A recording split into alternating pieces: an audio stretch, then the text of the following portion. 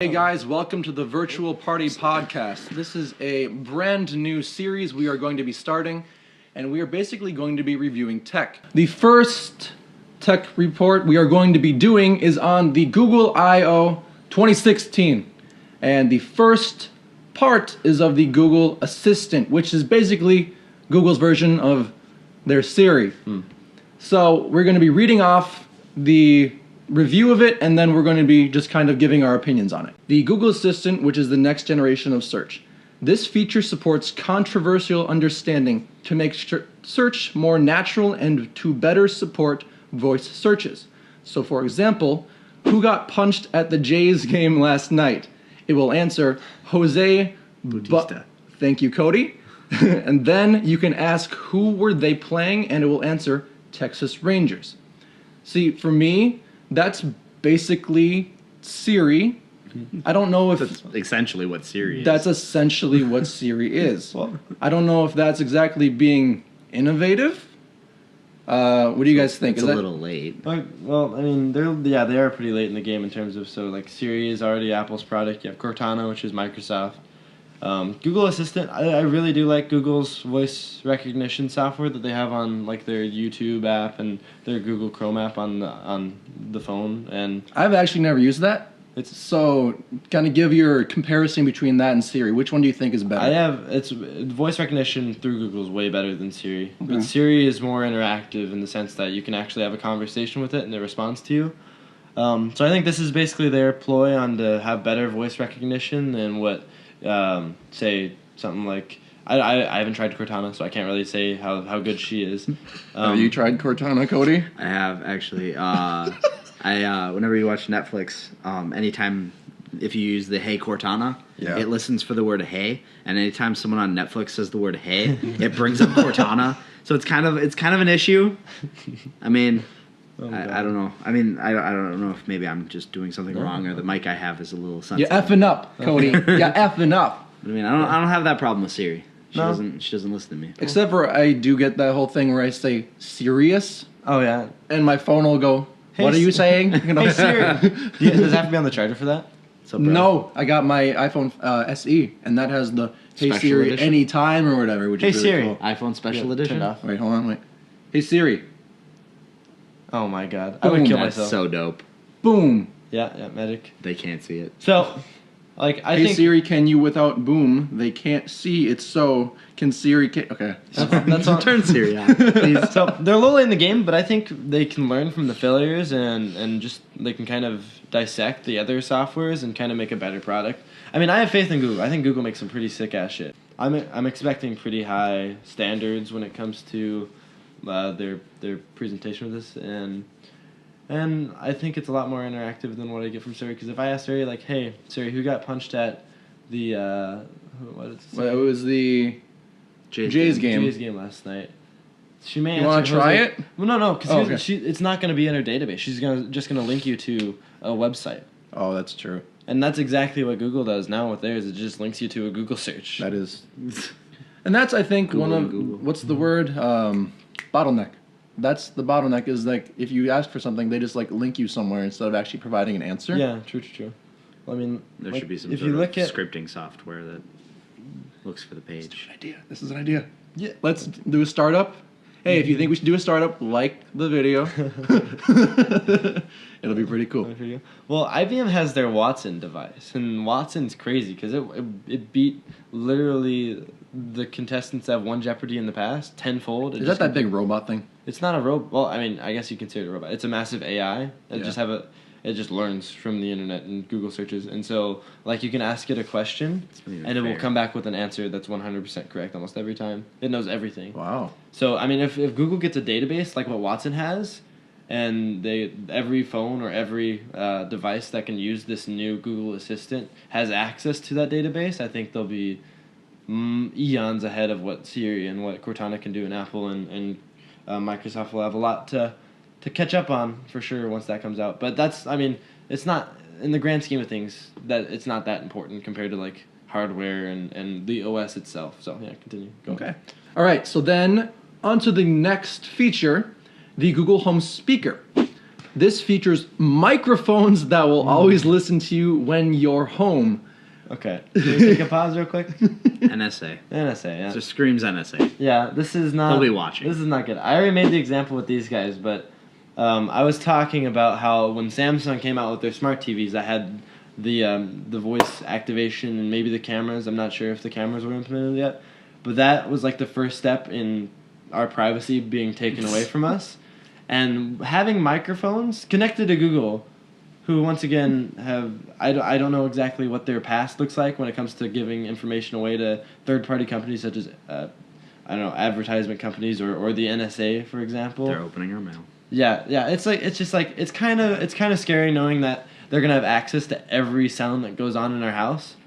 And another part of the device is it's buttonless and it's all voice activated. So I don't think there's a way to turn this feature off without rendering the device obsolete. That does make sense because if you think about Apple and Google, you think Apple has this Hey Siri thing where it's always listening, but it's only listening for the words Hey Siri, or so we think.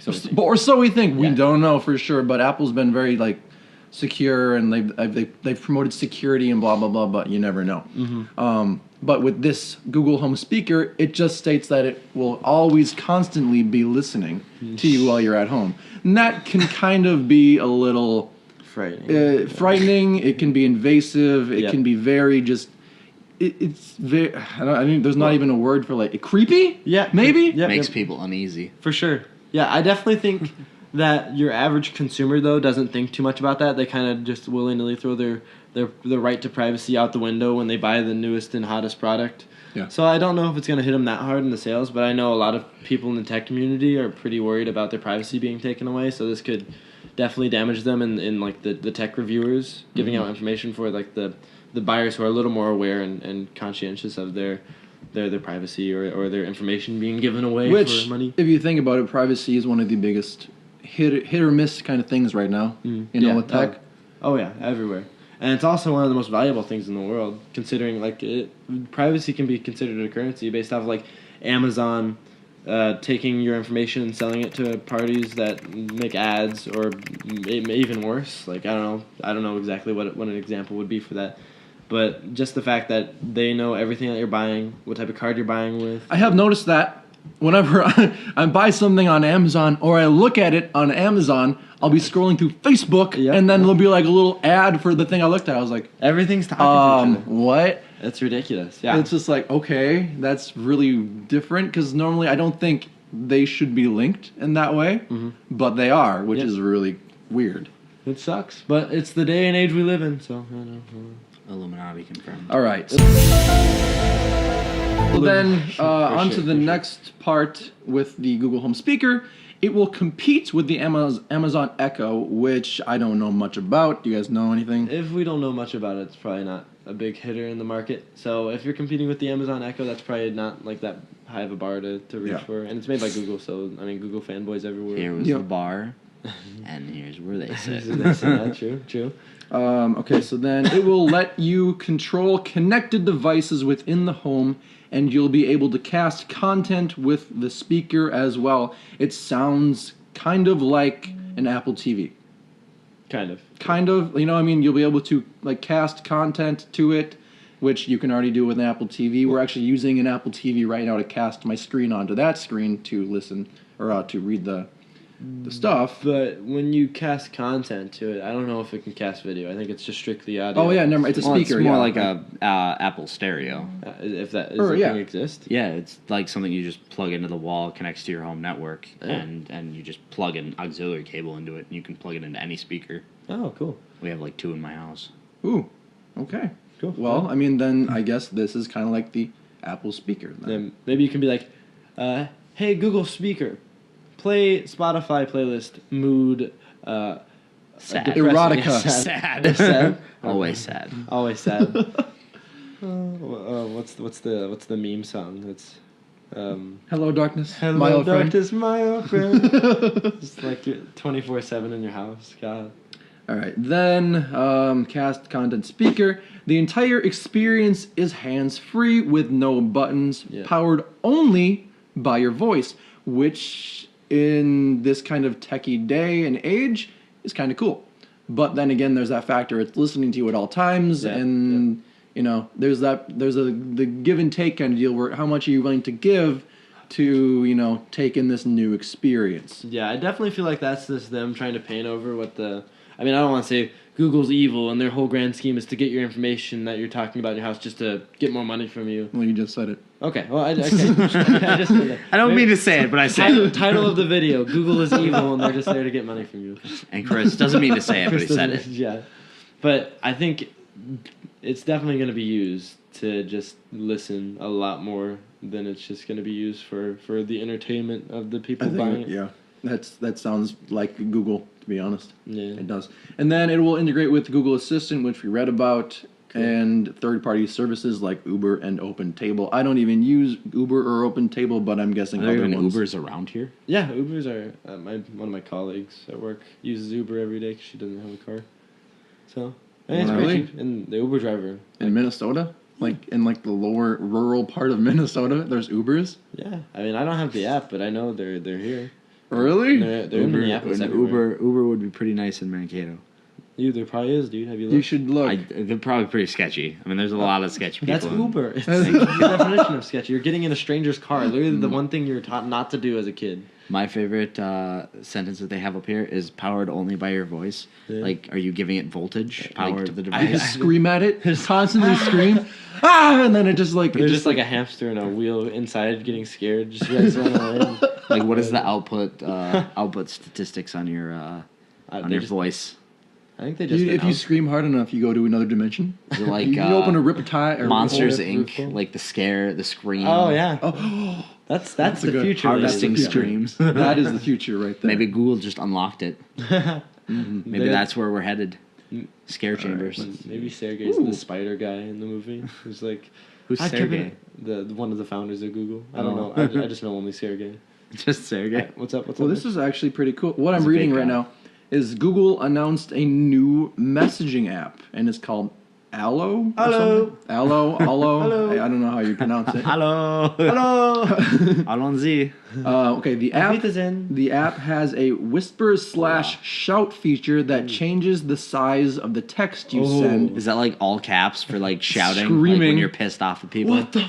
All caps, and like you can like set it so it like does like 6 Well, it's not even all exclamation cap. points. It's font size. So literally, your font could look like if you just have like really hard hearing and you just like go in between screaming and quietness, it'd be like the weirdest looking. It'd be like Yeah. it'd be just the weirdest font. Or if you... All right. All right, we're back. All right. What were we on again? We were on. Did we just finish? We were talking about the whisper shout feature. Oh yeah, you're right. And I don't know how much it got in the old recording, so we can just move on to the next feature. Okay, so then... we were talking about the slider. We didn't get to the slider. Right. I think... I guess, yeah, you can measure amperage based off of how loud you get through the speaker. Can you? Well, unless, like, it clips, and then if it clips, it's just going to be the massive size that it is. It's going to be hard to what am I trying to say? To calibrate the microphone on the phones or on the Actually, devices. yeah. That is a good point. Because like the shouting for the mic could be like this. Like it'd be like, okay, so please whisper it for me, and then it'll be, okay, hello, my name is Christian. If it catches it, it'll be like, all right, please shout for me. And if the microphone can only go up to like this is considered a shout for it, then anywhere between that range is like it's a very small gauge of range with your voice that you can get to do the shouting. But with the slider works fine to emphasize how pissed you are or whatever. So cool. Pissed. All you Not gotta so do, pissed. is just do the Ehrlich Bachman. What's that? Motherfucker! It has smart replies that create canned responses that evolve over time based on your conversations. What? I don't know how that would work. That's kind of like the on the iMessage, how it has that little thing you can flip up and it has the the messages that it kind of creates for you. Yeah. Okay. That might be essentially what that is. Okay. They're trying to create a texting feature that allows you to ignore people, and your phone will have a conversation with them instead of you. Yeah, it's like when you get called and you can have the option to send a message with iOS and like I'm busy in On a the business toilet. on the toilet. Yeah. On the toilet. Taking a poop. Toilet wine. dropping the kids off at the pool, if you know what I mean. Sawing some logs. Putting out the fire.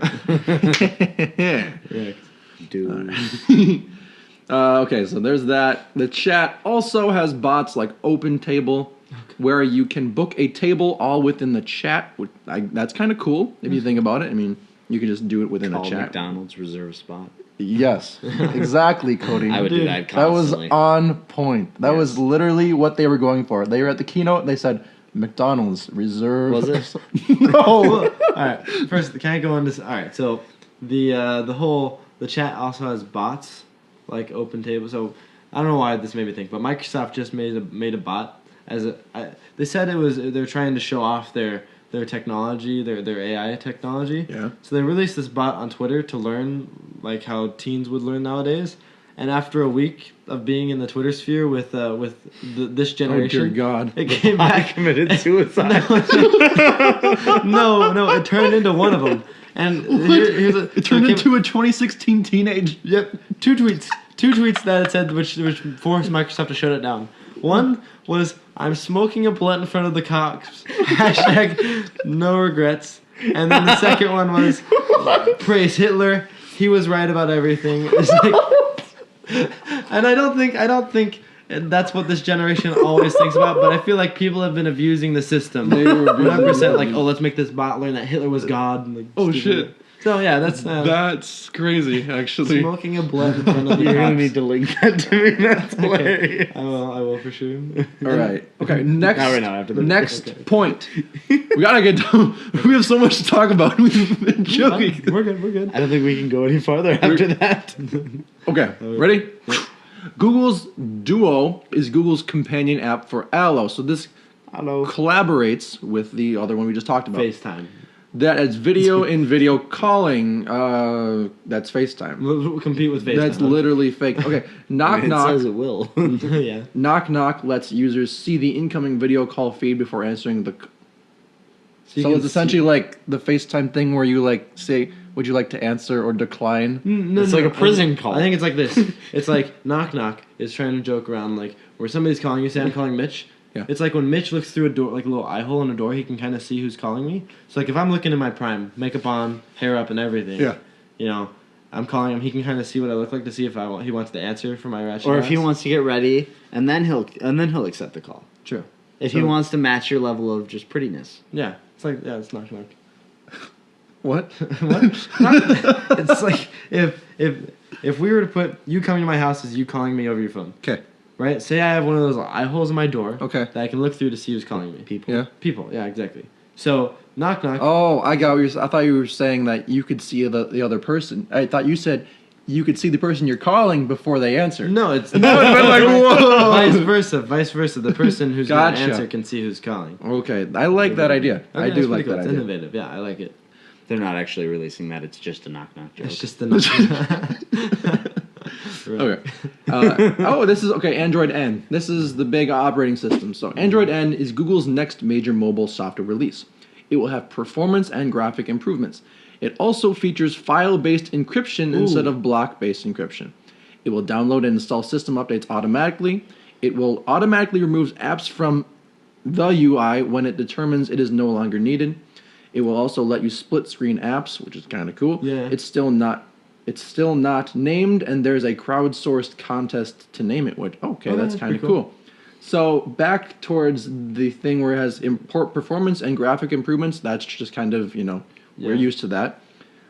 So Chris, you seemed interested when it said file-based encryption instead of block-based encryption. What were you? Okay, go off on that. Well, a lot of the older, so the older generations of phone altogether, Apple, Google, Android, whatever, you name it, the form of encryption they use. So encryption is basically how your data is stored and how accessible it is from the outside, from people that are not your eyes. So like the big thing that's going on now between the FBI and Apple is an encryption deal where the data on the phone is encrypted. So that's pretty much when you hack into a phone, you're pretty much breaking the encryption, and you're able to see exactly what the data through the cipher, which is the phone.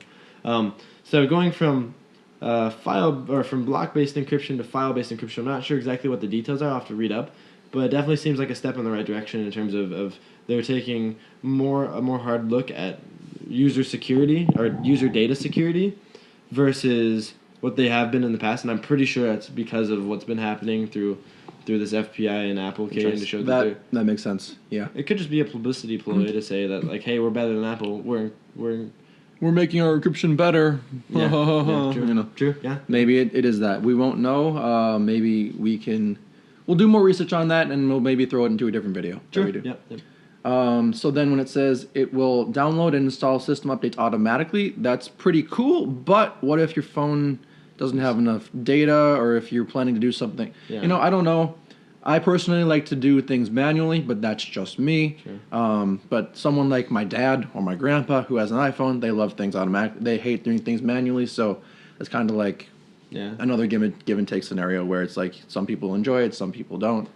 No, that's like that makes complete sense because I work at a Thai restaurant, dude. So as a host, I was just like chilling with this dude who was waiting for his food, and the instant he turned on his phone, I think he had one of his phones set to automatically update, and the second he turned it on, it downloaded a 10 gig update. Oh shit! Probably not that big, but something of significant data usage, which completely destroyed his plan for the month. Ooh, not good. And so I can see that kind of being bad if they don't have like an option to set only download with Wi-Fi enabled or something like that. But I'm pretty sure Google will think about that. They'll think about that. Yeah. Which, I mean, if they didn't, they'd have a lot of pissed off people. For sure, and they'll fix it for sure. Yeah. All right. It will automatically remove apps from. This says UI, but I'm guessing it's the UI. Yeah. When it determines it is no longer needed. So I don't know how I feel about that. Because I have apps on my phone right now. UI is user interface, correct? So it's the UI. That's what UI stands for. Yeah, I'm just clarifying. So if I have apps on my phones now, where if they're on the home screen and I don't use them for a while, I know they just kind of sit there. But when I do need them, I know where they are. And so if this deleted them without me knowing or removed them, I don't know if I'm going in the right direction, but we'll go on a little bit. If it removed them, I would be like, well, why aren't they there kind of deal. But this is also Google, and they have that app drawer thing, and it's different than an iPhone, you know. Yeah, okay, I think that's exactly what it is. It basically categorizes the apps that you use the most and puts that in your app drawer so they're more easily accessible. It doesn't delete the apps off of your system entirely. At least that's what's going on through my head. So like you'll still have like the apps that you occasionally use to check on something. So like say you have like a stockbroking app and you don't want to check on your stocks for a while because you like the surprise of getting money. You saw no, like, oh, look. Who doesn't, right? Yeah, true. I don't know when I'm gonna sell. I'm just eventually I'm gonna sell. Yeah, true. It's exactly like that. So like your stock app that you don't check very often will be put back into your normal your app folder, I guess. I don't know the OS too well. And then the apps like Facebook, Snapchat, just the apps you go to day by day will be in the drawer at easier access, I think. Well, I mean, it'll be a new kind of feature, and I guess we will just kind of see how it turns out. Sure. You know? Yeah, we can only wait. All right, and then, this thing where it says it will also let you split screen apps, which is kind of cool. Multitasking, hooray. Yeah. It's just... On mobile, I don't know exactly. Split screen would be pretty small. I mean, maybe on tablets if I can see it on tablets. But like the only reason why I use split screen now, like I'd only use that on a computer. Like if I have like Photoshop open and YouTube, and then also like a Word document or Messenger triple open. screen. Triple screen, yeah, true. Sorry, excuse me. That's what three monitors is for, bro. I have Trace. PC Master Race. Amen. PC Master Race. PC. Well, no Mac. PC principal. CP Master Race. CP Master Race. All right, continue. All right, so then that basically covers the Android N, and they also updated Android Wear so that it can work without smartphones and cellular connections. Ooh. That is what I've heard rumored about the next Apple Watch as well, and I believe that is the best decision that they can make. True. I honestly, if I can have this without being close to my phone, I would love it. But I have to be close to my phone, and it just hinders it so much. I think this is definitely a good step in the right direction. I did a story on wearable tech a few years ago. And it was based off of CES 2013, I'm pretty sure, and just the wearable technologies that were announced there. And Apple Watch was one of them, I believe. Maybe it was 2014. It was 2014, I lied. Yeah. So Apple Watch was announced there, and as well as some other wearable tech, like some jackets that helped with navigation stuff. It's just the simple things like that. And every one of them required a smartphone to be by. But if I were wearing my Apple Watch right now, and I could receive messages and stuff on them, and I was in an environment where I'd be able to respond to those messages just by voice, I would much rather just take that with me rather than carry my phone sometimes if I'm just like going to make waffles downstairs and my phone's upstairs, you know. And then there's also like if you are like getting ready for work or something, and most people don't forget their phone, but if you just threw on your watch and then you did by chance forget your phone somewhere, you would have cellular connectivity with your watch, and you'd be able to still receive your messages even though you forgot your phone. You could use your Apple Pay and whatever, Google Pay or whatever it's called. True. And I think, yeah, like Chris said, a step in the right direction. All right, on to the next topic, which would be Siri on the Mac, which, I mean, I don't know why Apple hasn't already done this. Cortana for PC. It's pretty much Cortana for PC, but it's Siri on the Mac. And apparently, this is a Mac World story, and apparently a thing got leaked showing an application with the Siri icon. I'll throw it up on the screen. Looks photoshopped. Does it really look photoshopped? It looks like a leak. It looks like a... Well, essentially, what I could do that. I could go to the Siri icon on my phone, take a screenshot, put it inside a bubble. I could do that, but this has been like, it's a good website for leaks and stuff. So, and I don't know why they wouldn't, because this is a good thing for Mac users, and I honestly just think good direction step, and I don't know why it hasn't been implemented before. Sure. All right. Go down to the... I'm sorry, Rob. I'm afraid I can't answer that. Are you coming to the Mac? We were not talking about you, not me. Oh. Okay, so there's little hints put into the Siri application now on the Do you have your phone? Itself. Here you go. Do it with mine or Cody's, yeah. Are you coming to the Mac soon? We were talking about you, not me. Yeah, okay, same thing. Okay, so yeah, there's a little tiny hint there. So it says why this matters. Siri exists for iOS devices, Apple TV, and Apple Watch. While Siri may not be as much as a necessity to the user experience of the Mac than it is on the other devices, speech is becoming a more prevalent and perhaps even preferred way to interact with our devices. And Siri helps unify the interfaces for the company's devices. Okay. Well, honestly, like I said before, I would love having Siri on my Mac, just because if you had a Siri everywhere, that'd be great, because she doesn't listen to you 24/7 like the Google speaker. But honestly, if it was just implemented anywhere, I'd be fine with it, especially on the Mac, on the phone, just integrated everywhere. That'd be great. I mean, Cortana on PC is nice because, like, just say, like, oh, open calendar. Okay. And then if I want to go make an event, and you can cross-platform, works nice with the iPhone. Yeah. Probably not very good. But, like, all of a sudden I want to play a game, like open Far Cry, it'll open it. Ooh. And run it. Okay. You don't need to use the mouse or anything. I mean, I like to play PC games with the Xbox controller. Gotcha. New Windows 10 update with the nice stuff. Cool. Yeah, no, I haven't used Cortana yet on my computer, but I like that she listens. I guess that also will be a nice implementation, because I think all Macs besides the Mac Pro come with an integrated microphone and speaker. Yeah. Most PCs, like if you build them like a desktop, they don't have a speaker yet, or a microphone or a speaker, so you have to buy a separate one. So I mean, having Siri on there would be kind of like included with the package, which would be pretty nice. Yeah, I mean, there's a lot of things in here, but I don't. There's not much. Opinions, Chris. Say I opinion. It's not even an opinion. This should have happened years ago. This is not. It should have happened. Newsworthy. This is Rigby. Rigby. But if you're a Silicon Valley fan, subscribe. Rigby. Right now. Rigby. All right. Next so, story. Dude, that Chris guy is an asshole, though. But you know, he's trying to co-fingle us. Kigby? What's that? Kigby. It's Kigby. Yeah. It's Kigby. Richard is A good guy. guy. But, you know, Yeah, yeah. Chris is a good guy, but you know, he's an idiot. Okay. All right. Yeah. True. I don't think there's much to talk about the story. It's just news. It's just cool news.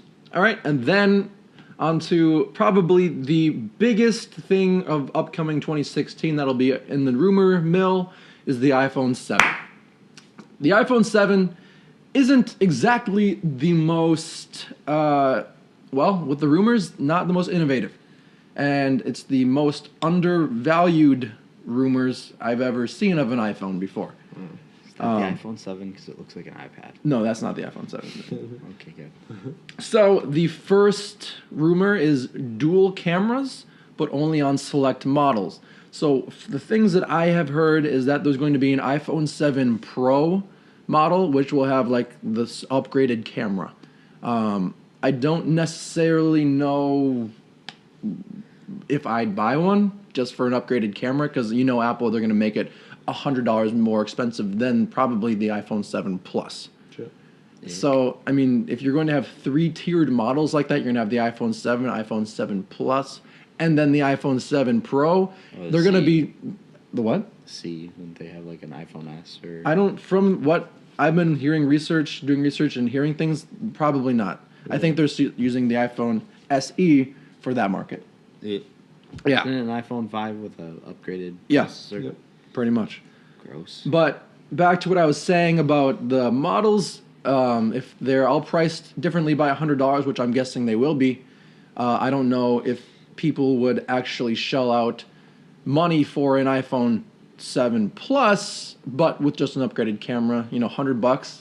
I don't know. That's what I've been hearing. Okay. What do you think? I can deal Well, with not so good pictures. We've dealt with leaks for the past 20 years. Or no, okay.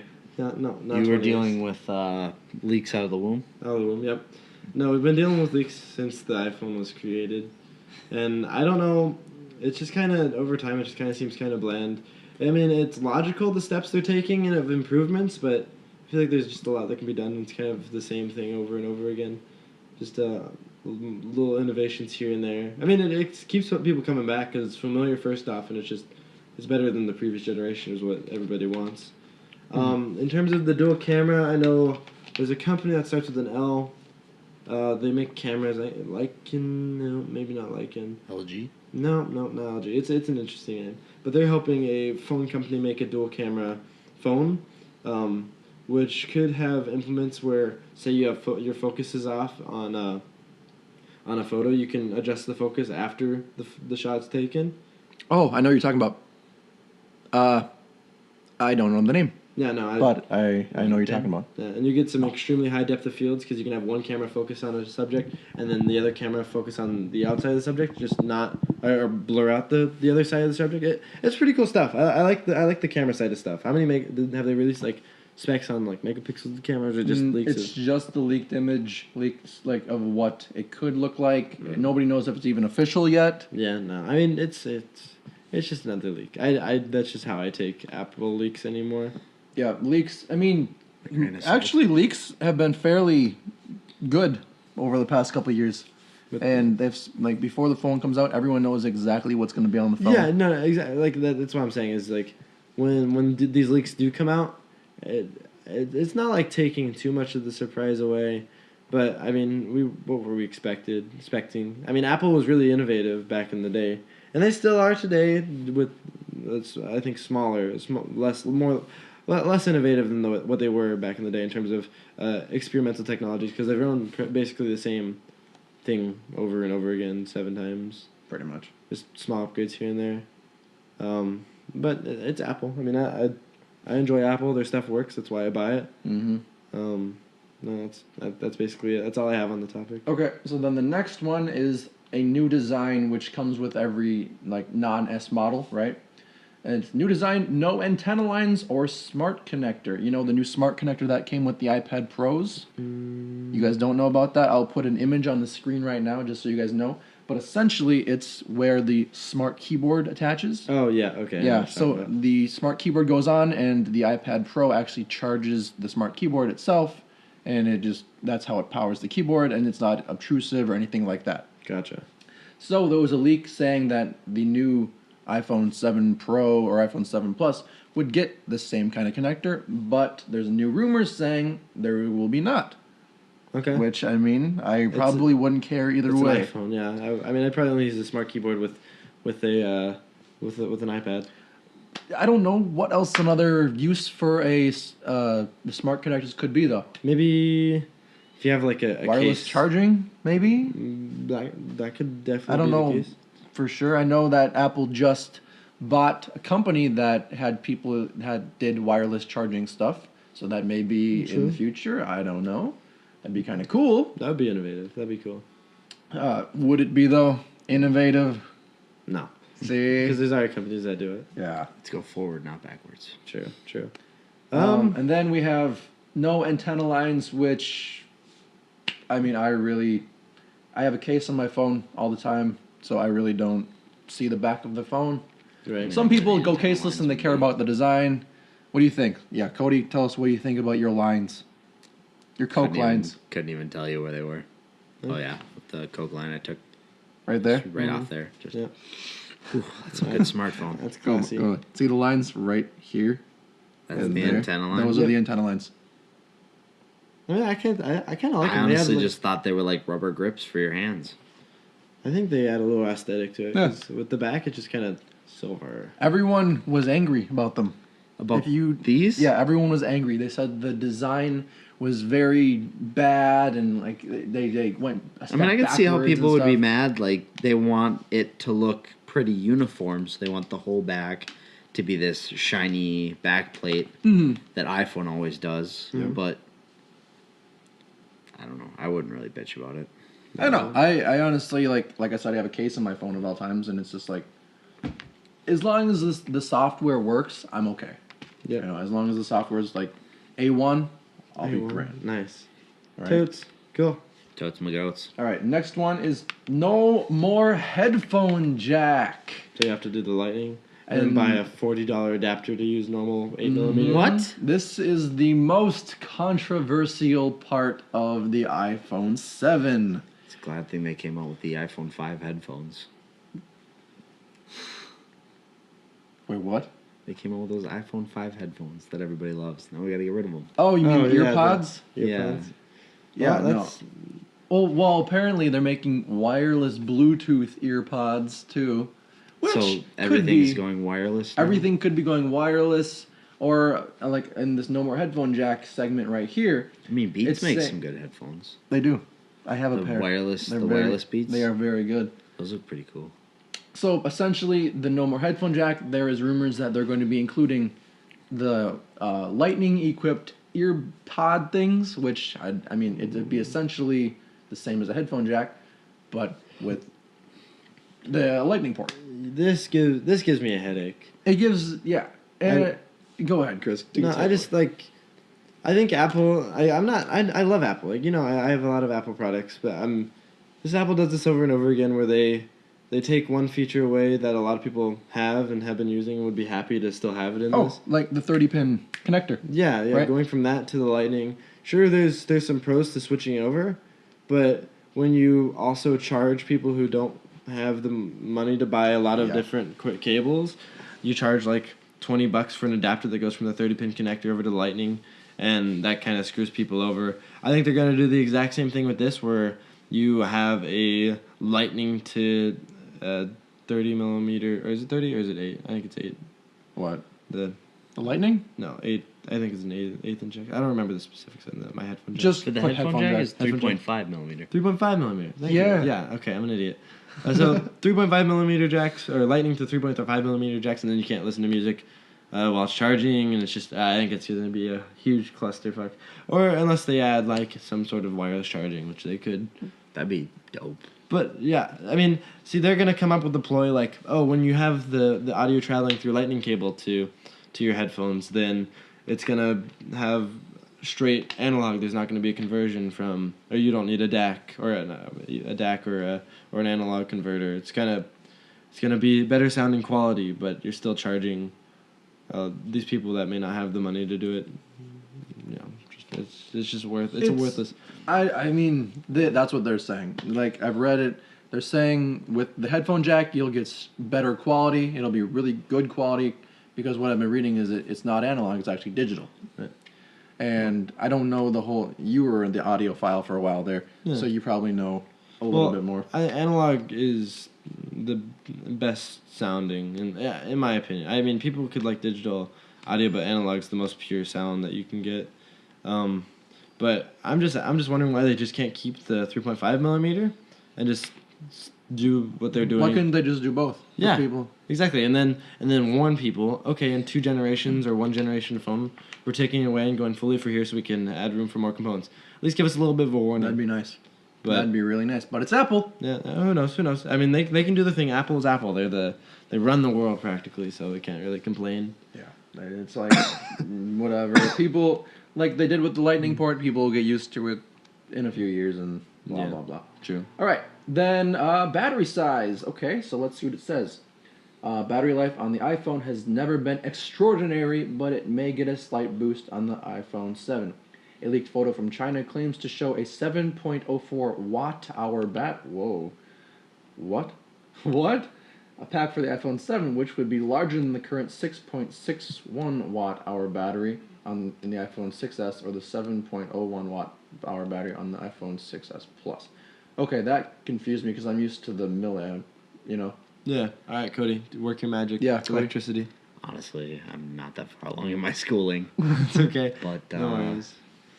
I think Go! Tell us the differences! it's only a 0.4 watt-hour increase. What was that, 40 minutes of increased battery life? That doesn't seem too significant in my opinion. And I know there's some third parties that you can just disconnect the battery after you open your phone. Yeah. Add a battery that's 10 times better.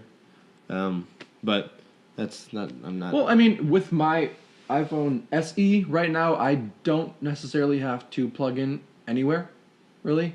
I mean, besides, we just went to a festival, Northern Invasion, and I actually had to bring my battery case with because I did wear out my battery after about, we left, what time every day? 10? 10? Yeah, around 10-ish. And then by around 6 p.m. or so, I'd be around 15% battery left, and then I just plug on my battery case, and I'd be good. So with the iPhone, every generation iPhone, it's not the best battery life, but with the processor improvements, I say they are getting a lot better at sustaining energy inside the phone. Snapchat. Snapchat ruins batteries. Mm-hmm. Yeah. Does it? Tears through your batteries. I'll wake up and Rant my at phone. Snapchat. Give them your. Give him hell. Yeah. I wake up every morning, Snapchat my girlfriend, and like 3 hours later, my phone's dead. Yeah. Like, what's up, Snapchat? Snapchat, get your shit together. Yeah, no, same thing. Everyone give him the L on the forehead. Smash. No, wait, which way is it? It's this way? The thumb goes to the left. That's how I remember There's our thumbnail right there. My hand's getting warm right now. I can't. All right. So that covers battery. Smart touch. I like the 3D touch. 3D touch is super cool. Okay, so I can put my opinion on this because I had 3D touch and I had to get rid of it because of my iPhone SE. I can say 3D touch is useful for me. I used it for the messaging app the most, where I would go in if someone sent me something long, I could 3D touch, and it wouldn't mark it as read because I have my read receipts on. But since I've downgraded to the iPhone SE, I don't have that feature anymore, and I have to open the message fully. It was nice having that feature where you could just kind of pop in, look at it, and then pop out. But it's not necessarily a necessity for me to have. Yeah, I just like it because you can navigate through the applications without actually going to the applications themselves. So like you get the key features of each one. So for example, on this picture here, you have your 3D touch. Press down on the Notes tab, and you get the option to write a new note. What else? Take photo or something on the top. Some New items. sketch. New sketch. Yeah. So you have all these options without actually going to the app and creating new stuff, note yourself. I just like the concept, and it feels really nice having multiple, being able to feel the pressure that you put on the screen, make a difference in what the output is on the phone itself. I dig it. It's pretty nice. I can agree with you on that. Okay. Then, I like this. Will the iPhone 7 go OLED? Ooh. That would be more efficient than using what they're using now. 'Cause it's Yes, pure it black. would. Because the OLEDs, as of current, the OLEDs have the problem of burning in over time. But what the OLEDs do have as a pro is that it is completely black because the pixels are off completely. There is no quote-unquote backlight. And that means that you will save battery if you had more black on your screen because the pixels wouldn't be illuminated. It is very cool. But like I said, the problem is they are having burn-in over time.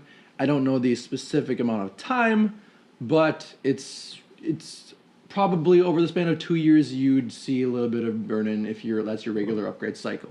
Yeah, I feel like Apple would definitely, if this is the plan that they have, they probably should be a little more go-worthy with going on to OLED rather than sticking with what they have. Because at first, improve the battery life, so they would take resources away, and if they want to keep battery life or just make it up by adding more performance somewhere else in the phone, they could do that. Or it gives them the ability to force people to kind of upgrade phones or buy new phones every 2 years, because that's their plan. They want people to keep upgrading and get them that good dough. So yeah, I think OLED is the logical decision when it comes to being Apple, for sure. What was that? Apple Watch has an OLED display. Does it? It does. If you notice, are you ready for this? Okay, here we go, going deep. Here we go. You're going, I don't know if I can show this on screen. I'll find a way to do it. But if you press the home button, and then you go over to the side, and you move all the apps away, That's black, it okay. shows a black. There's no pixels on it. Cool. All right. It's pretty cool. Rad. So I think OLED is the next display technology of the future, but there are just some kinks to be worked out now. You got anything to say, Cody? I don't know what my TV has, but Netflix, all the profiles. Yeah. If you have multiple, that's burned into my TV. So. Oh. Do you have a That's plasma? actually- Yeah, it could be a plasma. No, it's an LED. It's a Samsung LED. Really? And somehow, I fell asleep a lot, and I didn't have it on setting after turn off after an hour, and so I'd wake up in the morning and it would still be on, but it would be dimmed, and then you'd go to turn it off or switch to another thing, and it would be burned into my screen. Oh God. Yeah, that sounds like a plasma problem, but if it's not an LED. That's I mean, it went away after a while of doing other things, Okay. but Gotcha. Huh. Interesting. it was just funny because I switched over to my computer and I could still see my Netflix stuff. Okay. Interesting. All right. On to the next one, and it's just for the iPhone 7 and the partners of it, it would be a traditional September launch date, which, I think it will be. I honestly think Apple will just stick to their guns and just do the regular September launch date as they've done in the past. They did switch over at one point. I don't remember when it was, but I think September is a good time for them because that's getting ready for the holiday season, and that's when their biggest sales can be met. So I think that's perfectly fine. You guys think anything? No, that wraps it up pretty well. All right, and that actually seems to wrap up all of our topics for today. Coolio. What are you doing, Cody? What do you need? What are you doing? What? What? You're gonna save that link for me. What? You're killing your phone with these charging mistakes? Yes. Oh yeah, Snapchat. F off. All Well, right. okay. First, sorry. Go ahead. You go. So it's a lithium-ion battery still, right? Inside. Lithium-ion. Which, by the way, oopsies. What? Chris is not gonna allow me to do this, but I just watched a video from Linus Tech Nope. Tips. I watched a video from Linus Tech Tips, which talked about how batteries are different and the way that they work. So if Chris allows me to, I will link that right there. Okay? All right, we're done. For a special little gift for today, we are ending every episode with a cool little tech gadget that can be used to improve the lives of everyone that can buy one. It is the Anchor USB hub, and it has 5 separate USB hubs. So it's a 40-watt, 5-port turbo USB power adapter, and this thing kicks ass. Essentially, I can plug all of my devices into this. I can plug my phone, my tablet, my iPad Pro. I can run my iPad Pro full brightness, watching a video, and this thing will still charge it at a good rate, which is pretty cool. And I will leave a link for it in the description. Thank you so much for joining us for our first ever virtual party podcast. We hope to have many more for you guys. And if you liked it, please leave a like down there. Please comment on what you thought. And we will definitely catch you in the next one. Peace.